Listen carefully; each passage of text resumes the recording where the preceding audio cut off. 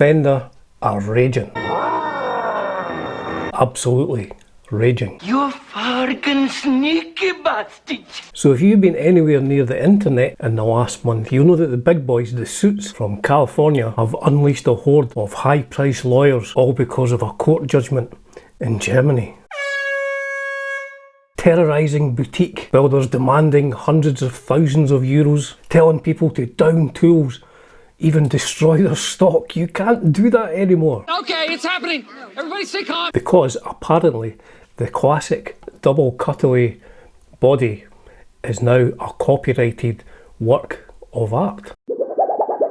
And Fender wants a cut. So naturally, being a law-abiding citizen, I went out and bought one of these.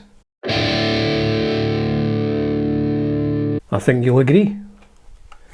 Very nice. Behold, if you will, the Photogenic MG200, a super budget Fender copy made in China exclusively for the Japanese market. So that is what we are doing today.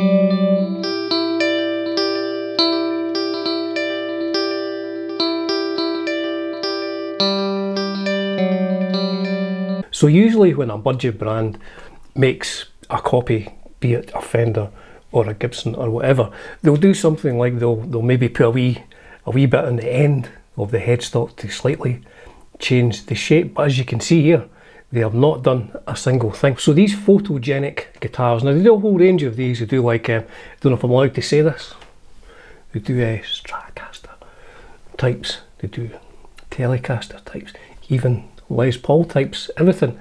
They make a whole load of these, a whole load of different things. So let's look at this guitar and what I had to do when I got it, because I did import this from Japan. Took 10 weeks to get here, but I took it to pieces so we could have a look at the construction and maybe try and identify any sort of numbers that we can get a date and stuff. So let's do that. Let's look at the little piece of work I had to do. So the first thing to do is let's get the strings off at super high speed. Now when I put new strings on, I put 10s on, take the pick guard off and have a look at the electrics. So I think these are just generic Chinese manufactured pickups and controls. The wiring's all neatly done and the pickups actually sounded pretty good, but there is an issue coming up which I'll talk you through. So it's very neat, functional. I don't think they're the best quality in terms of manufacture, the pickups and the controls. So the routing is done very, very well. It's very neat. It doesn't look like there's any sort of splinters, no cutout or anything like that. So that's pretty good. In terms of control plates, again, I don't imagine they're the best quality, but they look fine and they're functional. Here's an issue I had. The pick guard, the top stuff was just coming off. I don't think it had been glued on properly, so I don't know how old this guitar is. There's no distinguishing features on it that would say how old it is. So I actually had to peel that whole thing off, and there was still some glue left on after it. Let's look underneath the trim cavity again, very neat.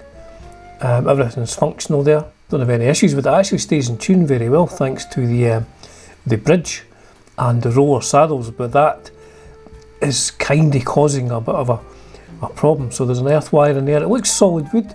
Whole body looks to be solid wood, so that's quite impressive for the price point.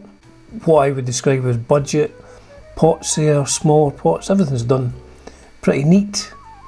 No complaints about it. And that's the control cavity right in there. So it seems to be well manufactured, just with probably lower quality electrics and stuff. So what I did was I had to peel all that stuff off, and then there was still some glue left.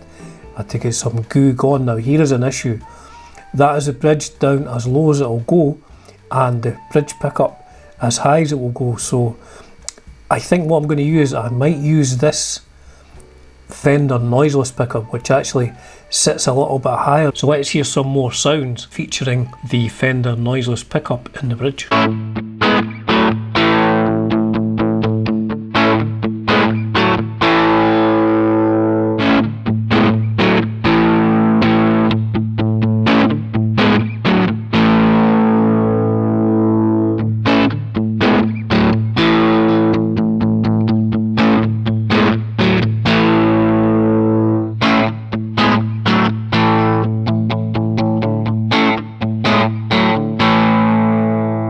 So not a whole lot of work.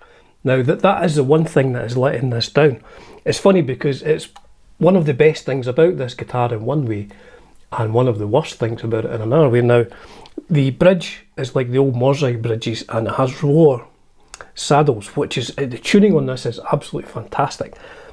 The problem is, the bridge is so high, and this is as low as it will go, that in order to get the pickup high enough, I had to take the screws, I will take the springs, I had to take the springs out to get this as high as I possibly could, to get it closer to the strings, and the bridge is all the way down. So they're built in China, shipped straight across the sea to Japan, sold in high street shops to school kids, to young budding musicians, and then by the magic of the internet, it's ended up here in the hands of an old guy in Scotland.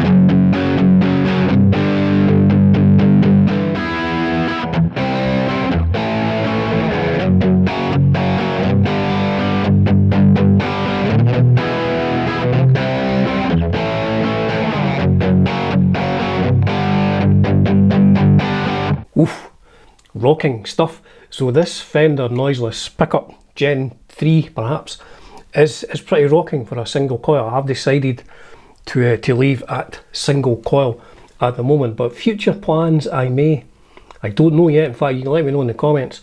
I may use my router again, and maybe increase the pickup cavity and maybe put a humbucker in this, which would mean I could have got a humbucker. Hold on a second, folks. Hold that thought as my camera still focused. I do have humbucker surrounds which would bring the level of the pickup up, which would maybe help. So I may in the future, I'm not 100% sure yet, I may go on what you say in the comments, I may put a humbucker in this. I don't know, I like the sound of this, and it's, you know, it's in keeping with the Mustang. It is a single coil.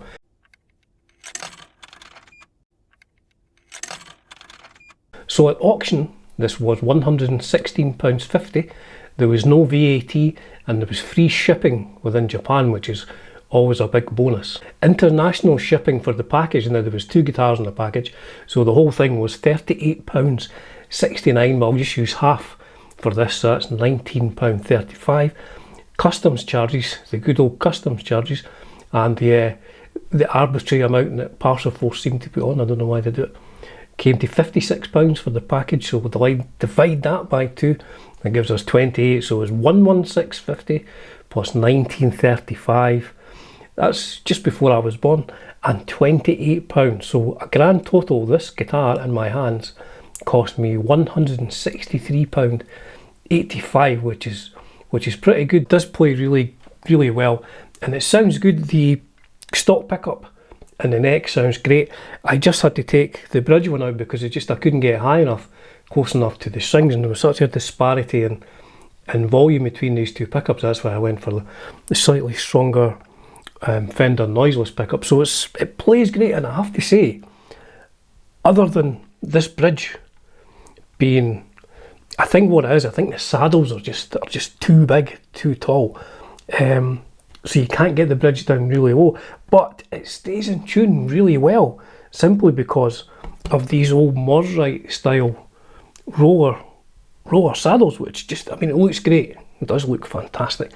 Tremolo, again, not the most expensive of gear, but it works perfectly.